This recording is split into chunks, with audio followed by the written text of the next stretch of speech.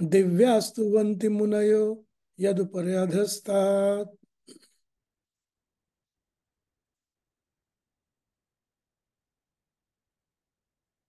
Okay, someone can read the translation.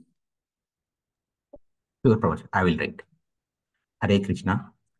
Being insulted by sharp words spoken by the co-wife of the king, went up, Prabhuji. Yeah.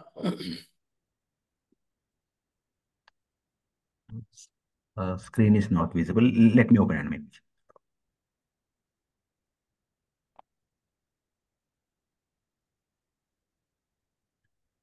Yeah. Okay, Prabhu.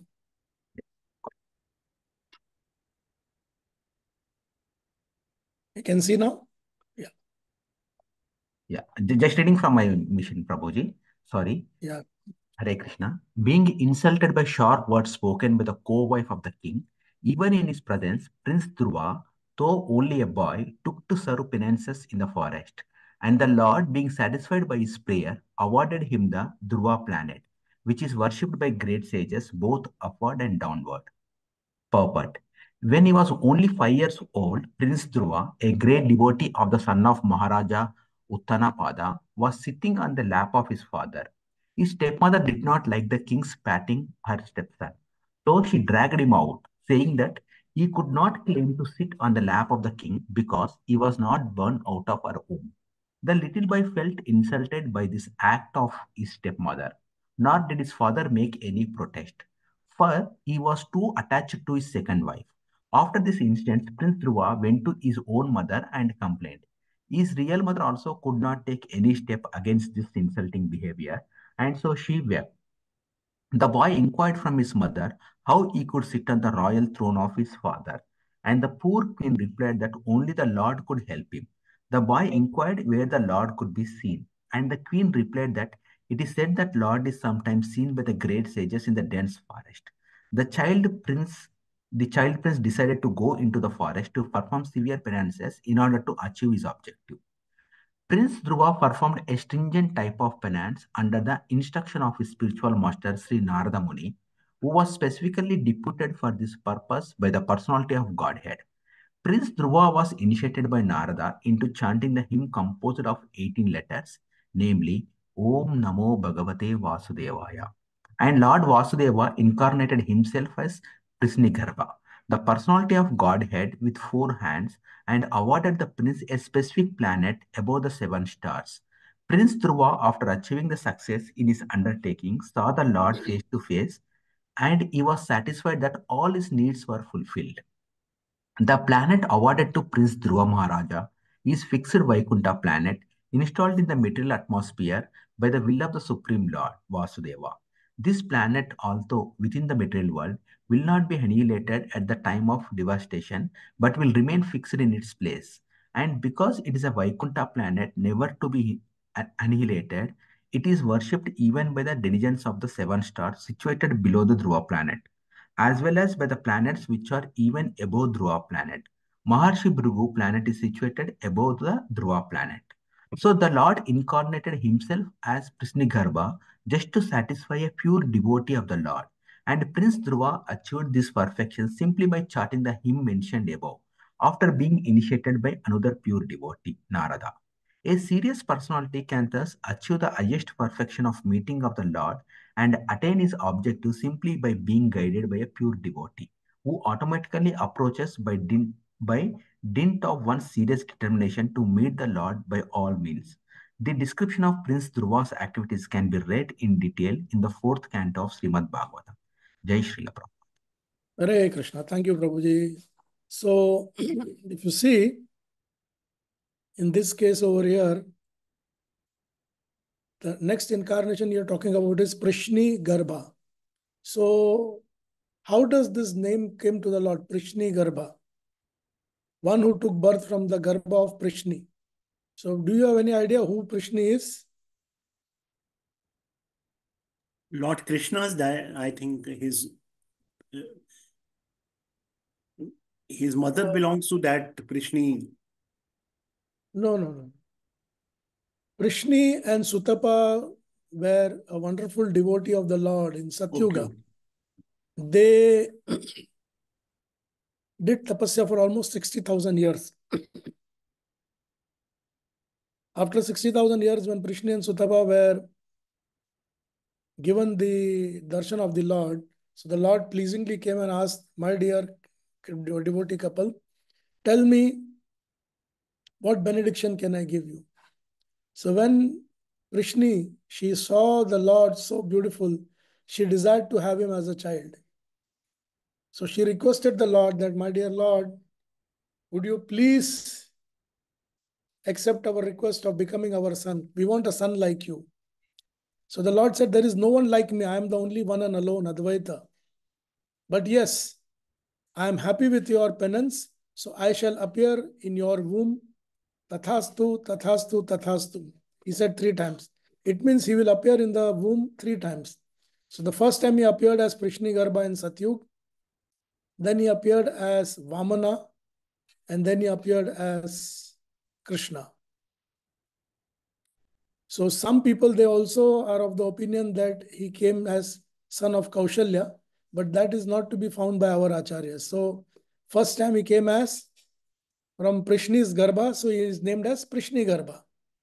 So this Prishni Garbha is with the Shankha Chakra Padma Gada in form of Vishnu, who specially took his avatar to benedict a wonderful devotee like Dhruva. So Dhruva, what was he given? So where does the Lord stay? It says that the personality of Godhead says is fixed in the Vaikuntha planet, installed in the material atmosphere by the will of Lord Vasudeva. I think you all must be knowing which planet is this, Dhruva planet. This is also called, it's a very important planet. Dhruv Lok, Prabhu. Yeah, Dhruv Loka, but what is it called in the material world? In the material world, it is called Pole Star. Pole star, yes. Pole Star. So this pole star is the Vaikuntha of the material world. It is just like, you want to go to the US, you go to the American embassy over here. So the American embassy represents America. So same way, this Vaikuntha planet represents the original Vaikuntha of the spiritual world, and this does not get annihilated. So Prishni Garbha gave the Prince Dhruva whatever benediction he wanted, and then he also awarded him a stay of 36,000 years in Vaikuntha planet called Dhruva planet. And then from there, once their administration was finished, they went back home, back to Godhead. So this is how Prishni Garbha is known. Hare Krishna, Prabhuji. Hare Krishna. This pole star is also for navigation, no? Yeah, it is used for navigation because it is always in the north side of the earth. Oh, yes. Yeah. Thank you.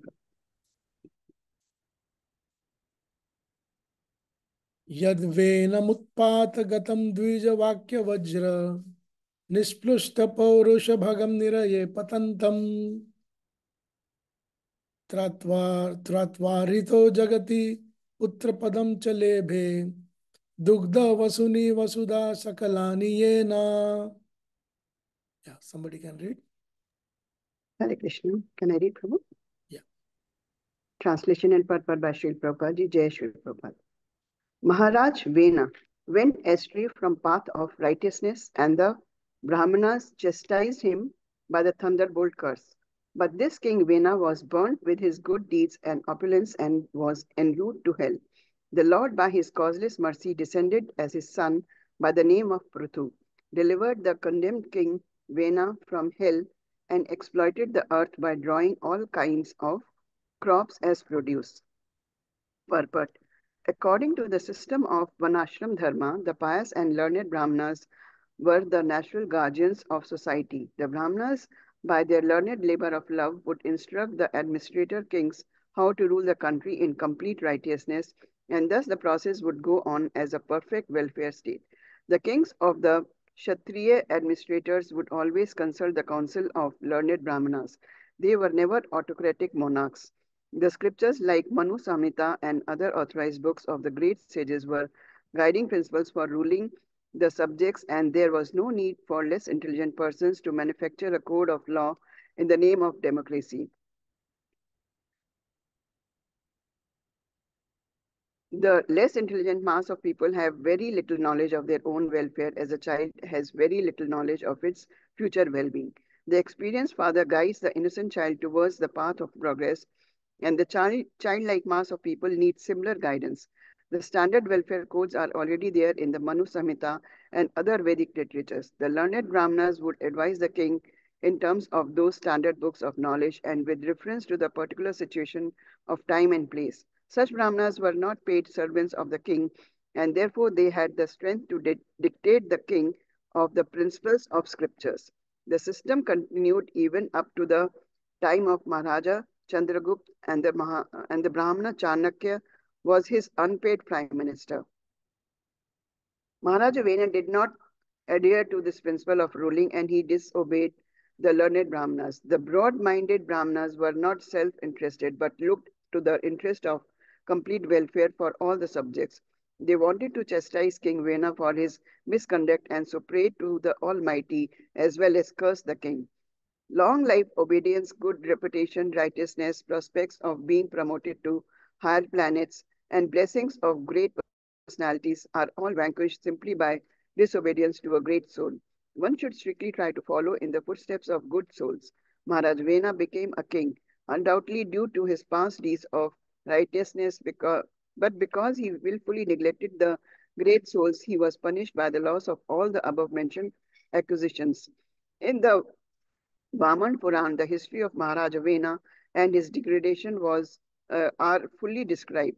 When Maharaja Prithu heard about the hellish condition of his father Vena, who was suffering from leprosy in the family of Malech, he at once brought the former king to Kurukshetra for his purification and relieved him of all sufferings. Maharaja Prithu, the incarnation of God, descended by the prayer of Brahmanas to rectify the disorders on earth. He produced all kinds of crops, but at the same time he performed the duty of a son who delivers his father from hellish conditions. The word putra means one who delivers from hell, called put. That is worthy son. That is a worthy son. Hare Krishna. I've heard first time put. Hare Krishna. Thank you, Mataji, for reading it. So you see, the next particular incarnation was Prithu. Now, Prithu was the son of a king called Vena. And this Vena was a very self-centered, greedy, and a bad deed person who felt that he was beyond the Lord's jurisdiction, and he felt that the Brahmanas were his servants. And whatever they said, however they said, he would not listen. So eventually, the people were suffering. This in the 4th canto, the story is there of Prithu Maharaj. So eventually, the Brahmanas, they curse him to death. Once cursed to death, and he did not have any child. So these Brahmanas were so exalted that they put his body in the oil and they stored it for some time, that at an appropriate moment, they churned his thighs. And once they churned the thighs, from the thigh came the son by the name of Prithu. And Prithu was known as a perfect king.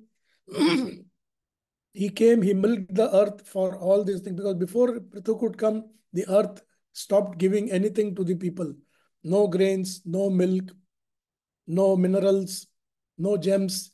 Everything was no water, everything was old, because Vena was not listening and going as per the Shastric scriptures. So end of the day, Vena paid the price of losing his life. But at the same time, because the learned Brahmanas had prayed to the Almighty Lord and cursed him, they took the permission of the Lord, because to kill a king is a big sin. Like to kill a Brahmana is a big sin. But if the king is not right, then the Brahmana has to do something for the culture, for the well-being of the general masses. So that is the reason they prayed to the Lord that we are doing this in so and so. And they killed Vena. So Vena also went to hell for that. But now when another king was required, these Brahmanas who were very powerful, they were able to invite the Lord through the thighs of Vena, and he became King Prithu. So this is how you can see that the Lord not only takes care of the people by appearing, but he also takes care of people by giving the punishment to those who do not follow the Vedic scripture. So we go to the next verse. Any doubt in this?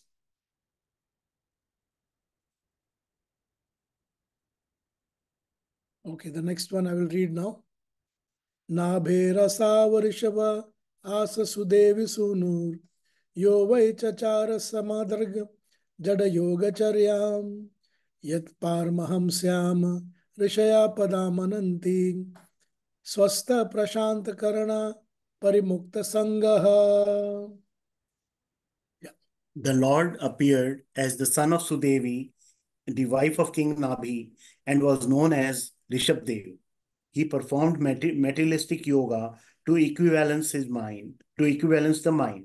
This stage is also accepted as the highest perfectional situation of liberation, wherein one is situated in oneself and is completely satisfied. One of the many types of mystic performances for self-realization, the process of Jari Yoga is also one accepted by authorities.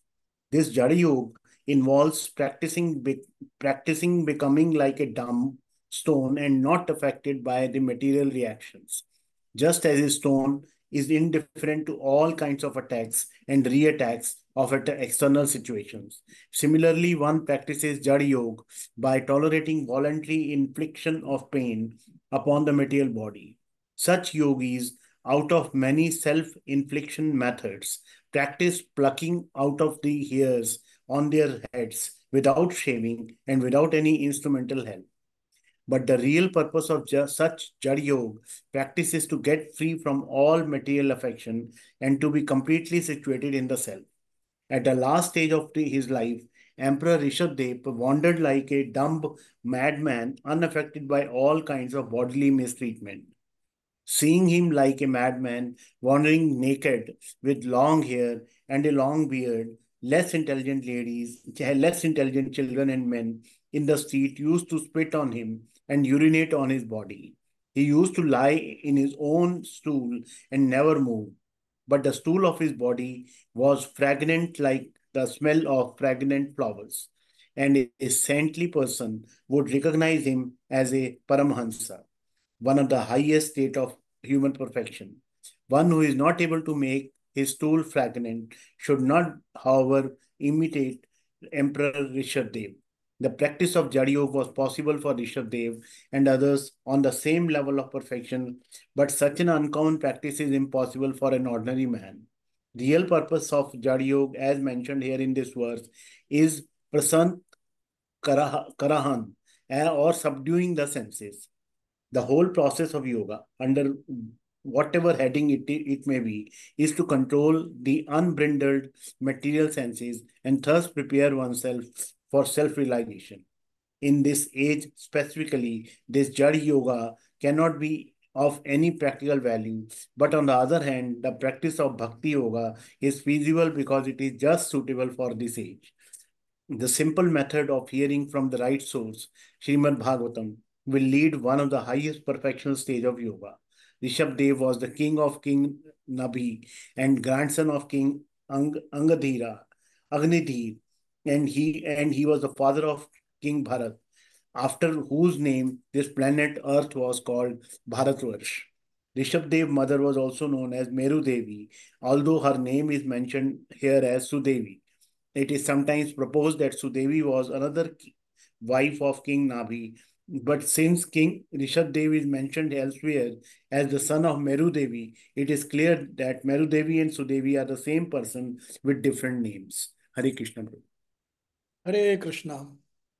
So, in this particular purport, it talks about Jada Yoga. Can anybody understand this particular scenario? What you hear is, it says that self-infliction methods, plucking of hair on their hairs without shaving and without instrumental help. So, which sampradaya does this talk about? Any idea? Jain Sampradaya, Prabhu. Yeah, this is absolutely right. It's Jain Sampradaya. So, Rishabdev is also called as the first Tirthankar of the Jain Sampradaya. They had 24 Tirthankars, and that anybody from Jain Sampradaya here in this group? Or you know, you must be knowing some friends, like, who are from the Jain community. Yeah. So this they practice this now also. They don't shave with any instrument. They just plug their hair. And it's very painful actually. But hats off to them that they maintain this even at this point of time. But then Srila Prabhupada mentions that the real purpose of the Jada Yoga practice is to get free from material affliction and to be completely situated in the self. So there are two types of, I think, Jain Sampradaya. They follow, one is Shwetambar and one is Digambar. So Shwetambar basically wears white clothes only, and Digambar, they do not wear anything. The directions are their clothes. So if you see, Rishabdev himself was like a Digambar. He wandered naked without long hair and long beard, and with long hair, long beard, and with less intelligent children. People used to spit on him. So what is the proof that he was a Paramahamsa? Even when he used to pass his own stool, it used to smell of fragrant flowers. So this is how the one has to understand that who is the Lord and who is not. And he had 100 sons. Out of 100 sons, the eldest one was named as Bharat. And then after that, the next 9 children were called the Navi Yogendras, who took sannyas.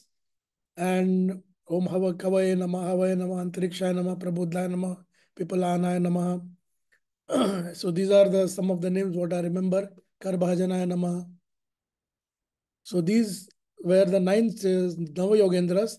And these Nava Yogendras are very, very exalted devotees. They come in the 12th canto to give the lessons. In 11th canto, sorry. To King Nabi again. And the best part is that these Navayogendras are the masters of Navagrahas. So whenever sometimes when you attend a Vaishnava puja or a Vaishnava yagya, you may not hear the Navagrahas normally which traditional Brahmanas do.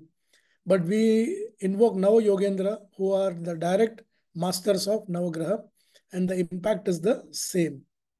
So once again it is said that the purpose of Jada Yoga is Prashanta Karuna, or subduing the senses, the whole process of yoga. And in the age of Kali, this is extremely difficult. So that is the reason Bhakti Yoga has been given by Lord Chaitanya as Harer Nama, Harer Nama, Harer Namaiva Kevalam, Kalau Nasteva, Nasteva, Nasteva, Gatir, Anyatha. Any doubts in this before I go to the next one?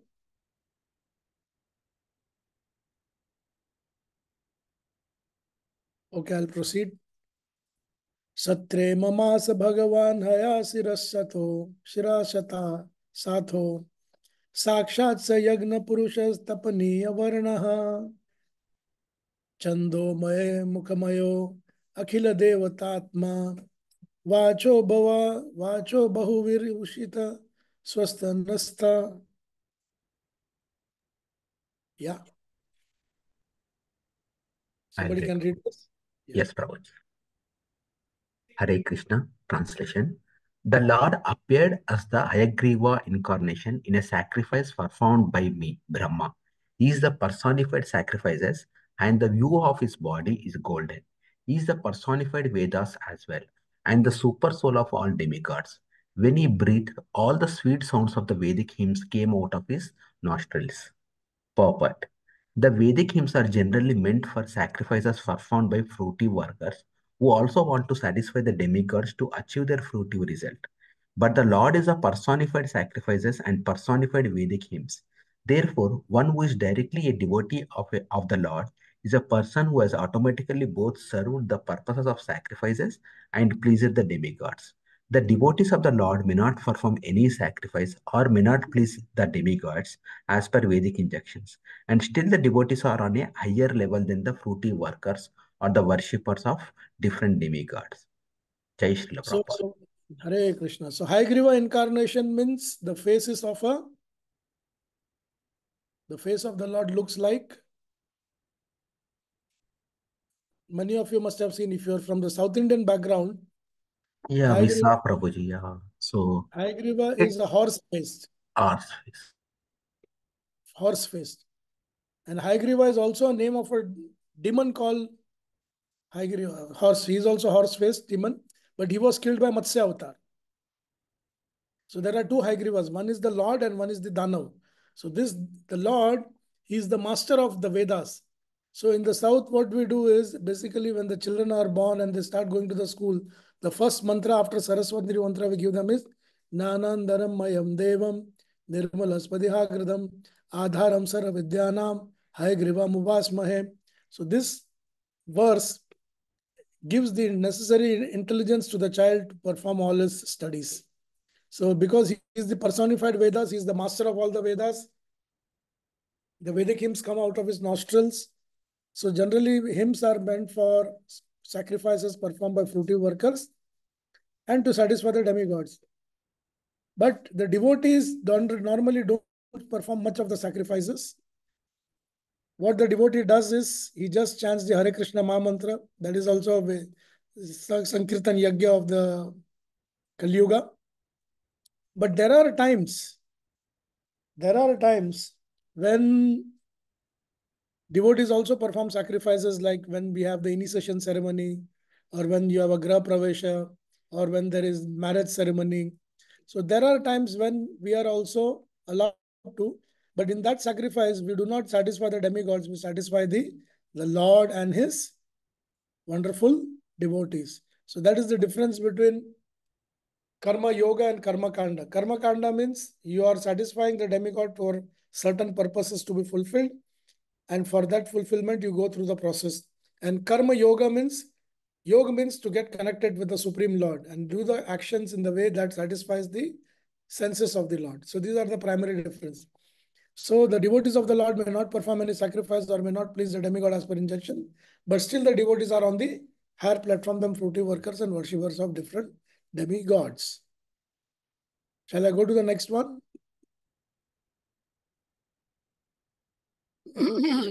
Yes, Prabhu. Yeah. Matsyo Yuganta Samaye Munino Pralabdaha Shoni Mayo Nikhila Jiva Nikaya Ketaha Vishram Sitanurubhaye Salile Mukhan Me Adya Tatra Vijahara Haveda Margan. Yeah, somebody can read this.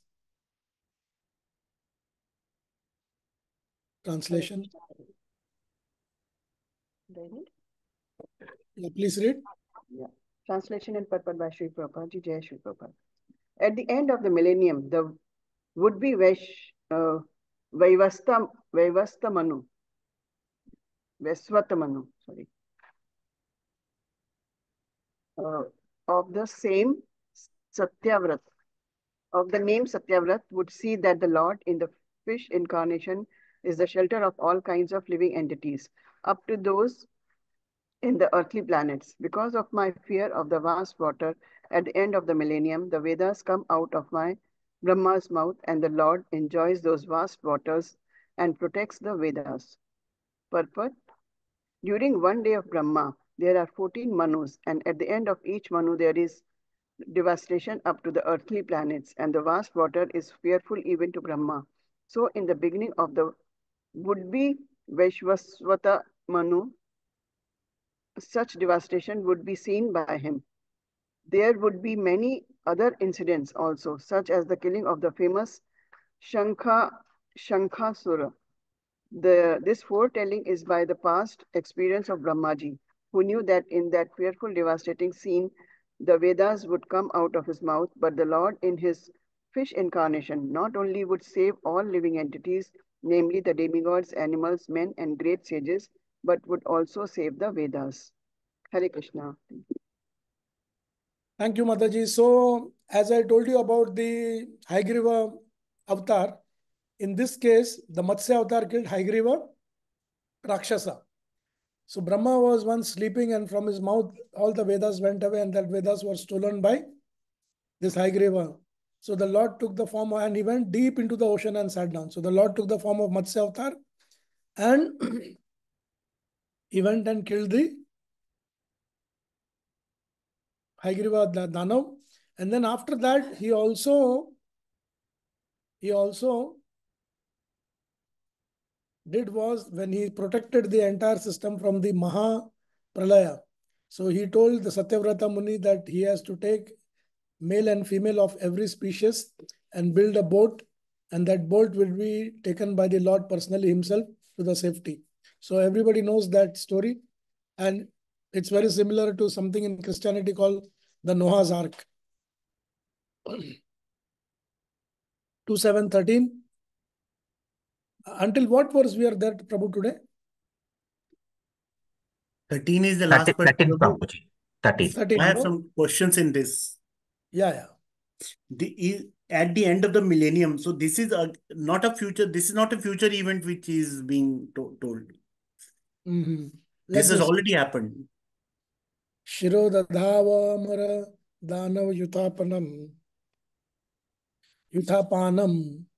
unmattam amrita labdaya adi devaha prishtena kachchap vapurvidhara gotram nidrakshano adri parivartak kashanakandahu.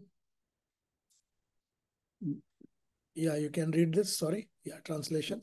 The primeval Lord then assumed the tortoise incarnation in order to serve as a resting place, pivot for the Mandhar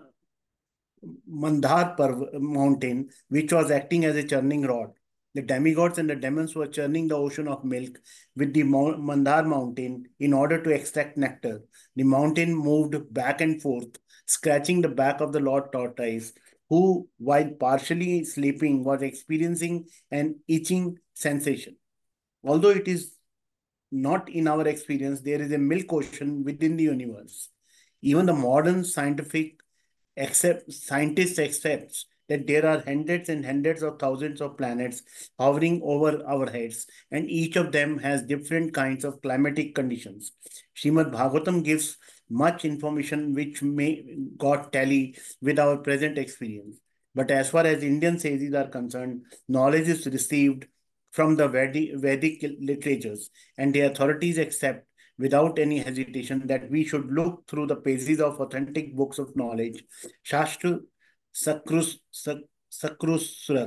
So we cannot deny the existence of the ocean of milk as stated in the Srimad Bhagavatam, unless and until we have experimentally seen all the planets hovering in the space. Since such an experiment is not possible, naturally we have to accept the statement of Srimad Bhagavatam as it is, because it is so accepted by spiritual leaders like Sridhar Swami, Jeev Swami, Vishwanath Chakravarti, and others. The Vedic process is to follow in the footsteps of great authorities, and that is the only process of knowing that which is beyond our imagination. The primeval Lord, being all powerful, can do whatever he likes, and therefore he is assuming the incarnation of a tortoise or a fish for serving a particular purpose is not at all astonishing. Therefore, we should not have any hesitation whatsoever in accepting the statements of the authentic scriptures like Srimad Bhagavatam. The gigantic work of churning the milk ocean by the combined effort of the demigods and demons required a gigantic resting ground on pivot for the gigantic Mandar hill.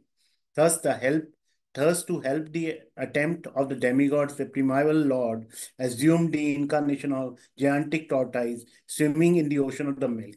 At the same time, the mountains crashed his backbone as he was partially sleeping and thus relieved his itching sensation. Hare Krishna. So now we have come to the next one incarnation, which is the Kurma avatar. Do you know that we have a Kurma avatar Kshetra called Srikakulam in Andhra Pradesh? Have you heard of this place? There is a place called Srikakulam. In Srikakulam, which is in Andhra right now, if you go there, it's also called Sri Kurma Kshetra. Lord Chaitanya visited there and seen the Lord. So this Kshetra, I had been there to see. There is a beautiful vigra of the Lord in the form of a kurma, and the people who do this checking of the soil, and they also get into the details of the old historical buildings. So with their machine, we went there and saw their machine could judge that this item, this particular stone is around 200,000 years old. Actually, the machine could only go up to 200,000. It is basically 2 million years where this Sri Kurma Kshetra, the Kurma avatar, is lying. So if ever you go to Srikakulam, you should visit this place. It's a beautiful place to see. So whatever is given by the great authorities over here, that if the Lord, like many a time people say, what kind of God you are having? He looks like a horse. He looks like a, what is a wild boar. He is half lion. He's like tortoise, fish. So how can? Why it cannot be? The question to be asked is why not? Because if you say that this cannot be, once you use the word cannot be, it means then you are limiting the potency of the Lord. Then the Lord is also under limitation. But the Lord is Swarat, supremely independent. He wants, he can do anything. If he doesn't want, nobody can push him. That is the reason is one of the name is Ajita. Ajit means one against whom you can never win unless he wants to lose to you personally. So the churning of the milk also, you see, when it was decided that Vasuki snake will come, so Garud bought Mandrachal Parbat and put it in the water and it went down. Then the Lord took the form of tortoise and gave it a place to stand, and then the churning was done. So in all the cases, the Lord is Sarva Karana Karanam. He is taking care of everything what the devotees want, and beyond our imagination, his leelas are there. That is the reason it's called Adhokshaja, means one who cannot be understood between A and Sha. A is the first word of A, E, E, and Sha is the last word. So our knowledge is between A and Sha, but Krishna is beyond Adhokshaja. So that's how we have to understand. And how do we get this knowledge? It is by Shastra Chakshurvat. It means when we see the Bhagavatam, and when the Bhagavatam says that Krishna took this incarnation, we have to agree to that point and accept it. So just a minute. Yeah. So this is how you can see that the Lord is always helping the devotees. Not only devotees, he is helping everybody. Those who are not his devotees also, he takes care of them. So we are come up to, so we started from Prishni Garbha, then we came to the qualities of the Lord, and after before it was quality, then Prishni Garbha, then after Prishni Garbha, we talked about Prithu, then we talked about Rishabdev, then we talked about Haigriva, then we spoke about Matsya, now we are speaking about Kurma. Next will be Hiranyaksha will be killed by Shri Varahadev. So you will also see that how Varahadev comes and kills him. Then Narsingha, like that, so many incarnations of the Lord is there. So now we are open for a discussion. Any doubts, any questions, we can discuss. Prabhu, in verse number 12, the Yeah. word says at the end of the millennium. So Yeah. this has already happened or this is going to happen? This has already happened. So the present Vavastamanu is not our present Vavastamanu. Yeah. Which Manu's name was there? That was not Vaivastha Manu, it was the other No, Manu. they say at the end of the millennium, the would be Vavastamanu. Yeah. Yeah. So we are in Vaivastha Manu millennium now. Yes. And the verse is also talking about the same thing. yeah. Just a minute. Just a minute. In verse number 12, right? Yeah. Let's go to verse 12 and see. At the end of the millennium, the would-be Vaivasthamanu. Oh, actually, Vaivasthamanu is a title, Prabhu, and there are different Manus by the name of Satyavrata and all that. Vaivasvatamanu, yeah. So let's do one thing. Let's make a Google search and see who is the current Manu. Yeah? Can somebody do that? No, we'll find out in the next class, Prabhu. But some confusion came here because we find that we are in the Vavastamanu period. Yeah, but what is the name of the Vaivasvamanu? It is Vaivasvata only, or there are different names of the, because I know there are different Manus, each having a name, and Vaivasvata is the title. नहीं प्रभु, जैसे according to me, the Swambhu Manu is the first one. Yeah. Who is So the his name was Satyavrata. Current is Vaivastava only, Prabhu. Search on the Google. Okay. I'll have to study on this case because there is some confusion in this. Just a minute. During the day of Brahma, there are 14 Manus, and each Manu's end of each Manu, there will be devastation. So in the beginning of the would-be Vaivastava Manu, such devastation was seen by him. There will be many other incidents as Shankachura. Okay. Mm.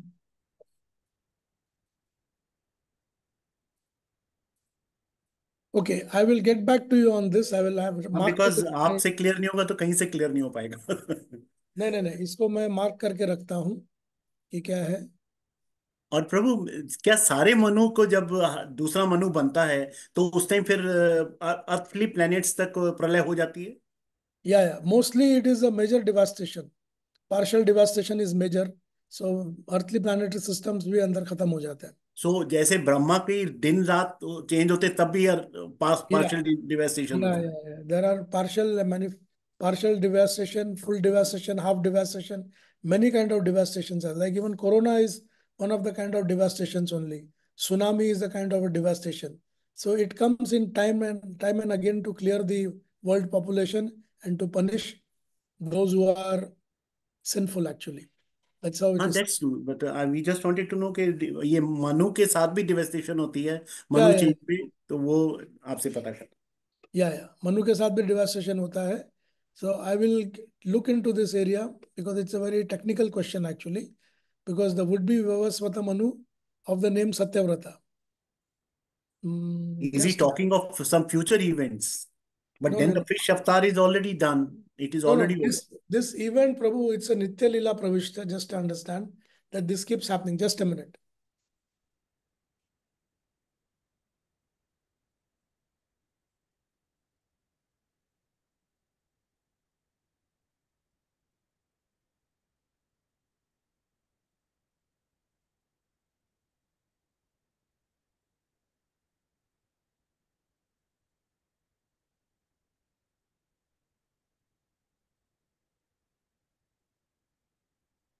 I'll just go and see what Vishwanath Chakravarti Thakur is telling about this Manu. So it is 2-7-12, right? Right.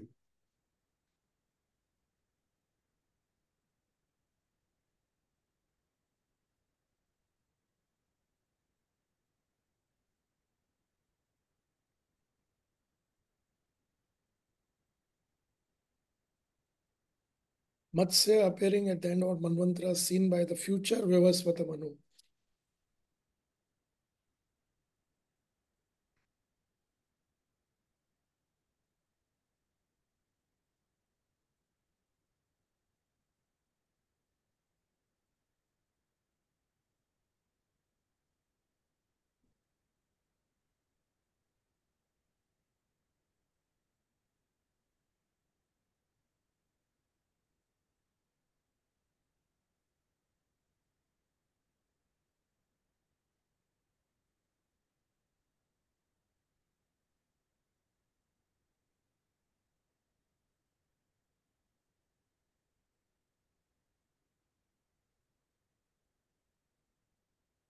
$201. We have time, right, Prabhu? हाँ, no problem प्रभु, आज तो जल्दी हो गया. Yes, Prabhuji, we have time.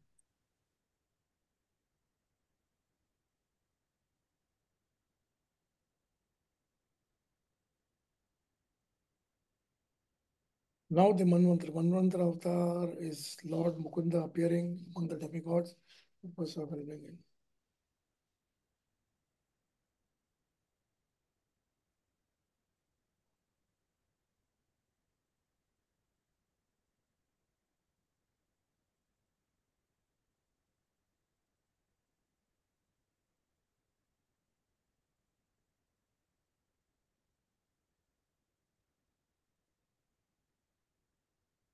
Incarnation beginning with Yagna, ending with Bhadrabhanu are said to appear as one after the other successive Manvantras with the ring of Swayambhu Manu.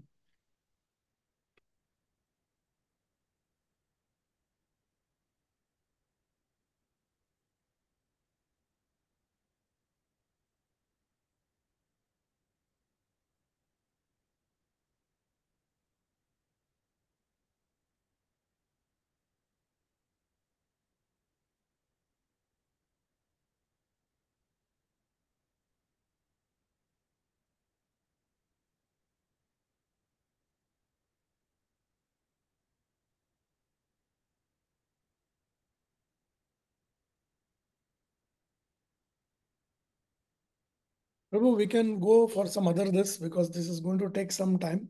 No problem प्रभु, आप That- छोटा सा explanation Subal प्रभु की WhatsApp पे कर दीजिएगा. मैं कर दूंगा प्रभु, because that's what I'm seeing. Okay.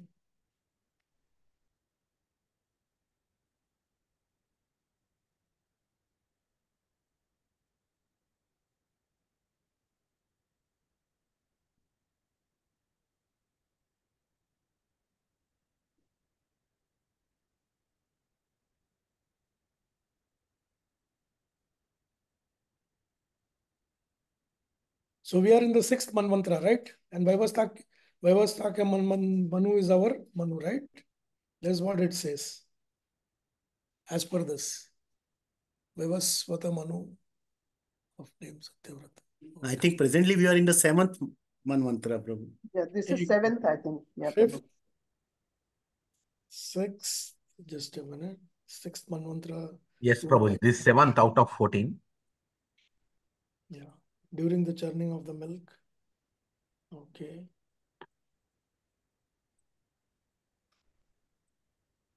Yeah, 7th is Vaivasvata. It's mentioned. So it says Vaivasvata Manu is also known as Shraddha Dev. Shraddha Dev, who's currently running the Manu, the son is the son of Vivaswan, the god of sun.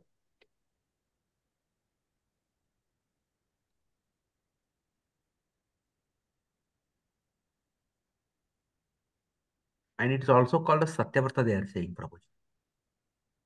Yeah. Satyavrata is over here. Name of Satyavrata. And then here you have the name as Shraddha Deva.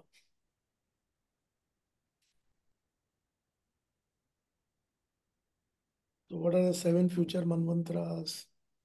8th manvantara is Shravani. Sarvabhaum will appear. The 8th manvantara. Okay. 9th will be Daksha Savarni. So it talks about future manvantras over here.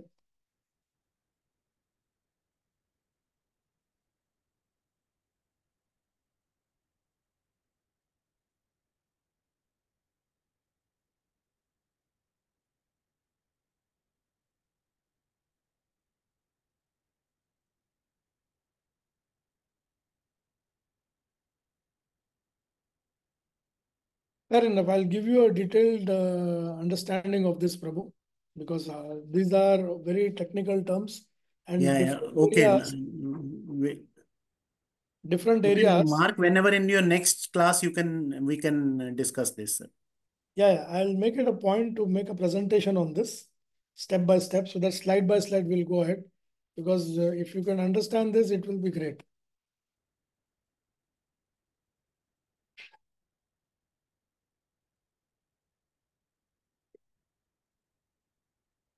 So it says that the same Manu keeps appearing every day of Brahma. The same 14 Manus also keep coming. Same time. Because there is a full chapter on Manvantara and Yuga Avataras in Laghu Bhagavata Amrita. So I'll just derive those points. And Okay. Okay. No problem. Yeah. Tell me, Prabhu. Any other questions we have? No, nothing, Prabhu. Okay. So thank you very much for your time. It was always great to be with you all. I will look into this one and give you the full details as and when it is ready. Yeah. Prabhu, thank you, Hare Krishna. Thank you, Prabhuji. Hare Krishna. Thank you very much, everybody. Thank you.